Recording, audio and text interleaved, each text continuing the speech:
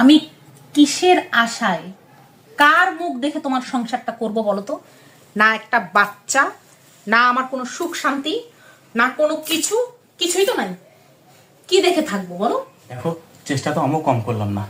কতগুলো ডাক্তার দেখালাম, কতগুলো টাকার ঔষধ খেলাম। আসলে কাজ যদি না হয় তাহলে আমি কি করব বলো? আমি তো চেষ্টা কম করলাম না। তোমার কাজ হবে না, ঠিক আছে? চুপ করে এখন সব আমার মাথাটা খেও না। ডাক্তার আর এই ডাক্তার আর ওই ডাক্তার আর এই ওষুধ আর ওই ওষুধ করতে করতে ছয়টা বছর। 6টা বছর কোনো ব্যাপার না নাকি তোমার কাছে? অনেক কিছু, আমি তো তোমাকে কিছু বলছি না, তোমার দোষও তো দিচ্ছি না। সব দোষ তো আমারই। আসলে আমার দুর্বলতার কারণে তো আজকে এত কিছু। তোমার মুখ আছে, তুমি আমাকে দোষ দিবা? তোমাকে একটা কথা বলি, তোমার যে সমস্যা এটা যদি আমার হতো তাহলে তুমি কি 6টা বছর অপেক্ষা করতে? কখনো না, কোনোদিনও না। আরেকটা বিয়ে করে ঢ্যাং ঢ্যাং করে ঠিকই চলে আসতে।